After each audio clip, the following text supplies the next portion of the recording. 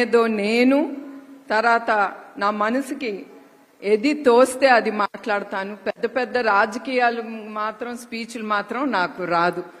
ఇప్పుడు రవి గారు చాలా పెద్ద పెద్దగా మాట్లాడారు, అను గారు అందరూ. అవన్నీ నేను మాట్లాడలేను. నేను మీలో ఒక స్త్రీగా నేను మాట్లాడగలను. నేను ఇక్కడికి వచ్చింది మీరు నన్ను ఎట్లయినా అనుకోండి, ఒక తల్లిగా భావిస్తారని, ఒక అక్కగా చెల్లిగా భావిస్తారని నేను ఇక్కడికి వచ్చాను. అది కూడా మీ సుఖాల్లో బాధలో పాలు పంచుకోవటానికి ఇవాళ నేను ఇక్కడికి వచ్చాను. అట్లానే మహిళలు సొంత కాళ్ళ మీద నిలబడితే అది గొప్పదనం, అది గౌరవం కూడా. ఎందుకంటే నేను కూడా ఒకప్పుడు ఇంటికే పరిమితం అయ్యేదాన్ని. అట్లాంటిది ఇప్పుడు నేను ఒక సంస్థని ముందుకు తీసుకెళ్తున్నాను, హెరిటేజ్ సంస్థ. దాంతో అది కూడా ఎట్లా నేను అది ముందుకెళ్ళానంటే చంద్రబాబు నాయుడు గారే ఆయన దానికి కారణం.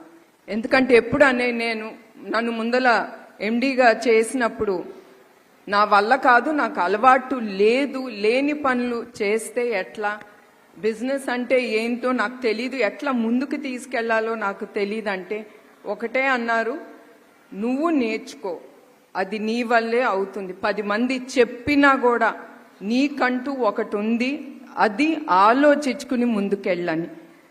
అట్లానే నాకేం తెలియని దాన్ని నేను వెళ్ళి ఎగ్జిక్యూటివ్ డైరెక్టర్గా నేను కూర్చున్నప్పుడు ప్రతి ఒక్కటి నేను నేర్చుకుని, తప్పులు కూడా చేశాను, తప్పుల్లో మనందరం నేర్చుకుంటాం, తప్పులు చేశాను. ముందుకి ఇప్పుడు ఈ సంస్థ తీసుకెళ్తున్నాను. ఈ సంస్థ తీసుకెళ్తూ నాకు చాలా కాన్ఫిడెన్స్, నేను ఏమైనా చేయగలను అనేది నాకు వచ్చింది నా మనసులో. అది కూడా కాదు, మనకి చాలా గౌరవం కూడా దక్కుతుంది బయట కూడా. అందుకే మహిళలు, ప్రతి మహిళకి నేను చెప్తున్నాను, ఇది నా వల్ల కాదు అనేది మీరు అనుకోబాకండి. ఏదైనా కూడా మన మహిళ అనుకుంటే సాధించగలం. అది మీరందరూ గుర్తుంచుకుని ముందుకెళ్ళి మీ గౌరవం కోసం, మీ స్వేచ్ఛ కోసం మీరు ముందుకెళ్ళాలని నేను కోరుతున్నాను. తర్వాత